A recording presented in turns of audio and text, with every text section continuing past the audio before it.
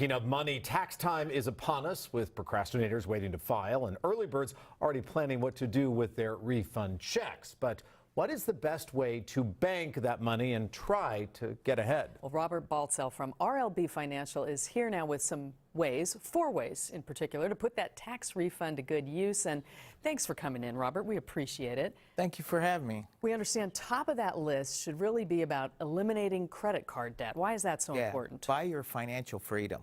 I mean, credit card debt is all-time high.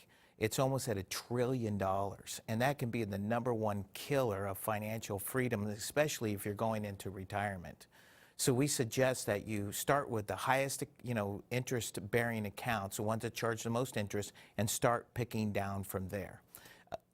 And are we doing something wrong by expecting big refunds at this time of year? Does that mean we should be getting this money throughout the year in our paychecks rather than waiting for it at this time? Definitely. You should. I hate to have Uncle Sam save my money. They don't pay any interest on it, right?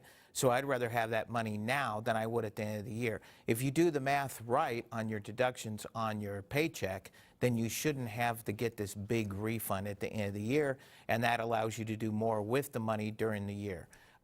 Another thing, part of what we give advice is also get, a solid plan of having an emergency fund.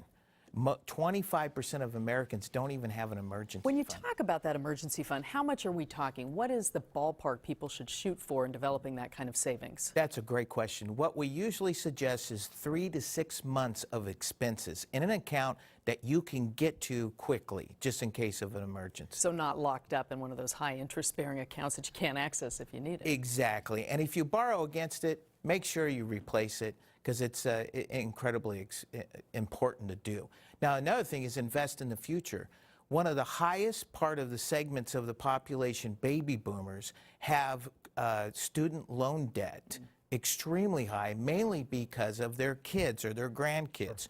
So think about starting like a 529 plan and in investing in that. Give the gift to your children so that they're not one of these 44 million kids that have student loan debt. And many people, of course, have their fingers crossed that their refund check is going to be big, but with these new tax laws, are they in for a shock?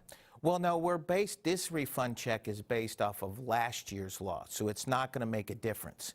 But if you take your refund check and think about looking at your retirement plan and maybe catching up or putting some more in your retirement plan, you might make a bigger refund check next year based on today's tax laws. So you got to do a little bit of research, plan ahead, but you say we can treat ourselves a little. Yeah. If we get a refund, if we're lucky enough to. That's the question you really want the answer to.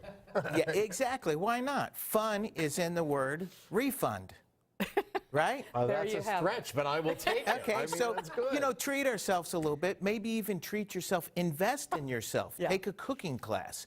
Maybe you save more money and not eat out as much, and you can put that towards your financial future. Why not? Why not? I like it. All right. Thank you so much. We appreciate it. Thank you very much for having me. Pleasure. Thank you.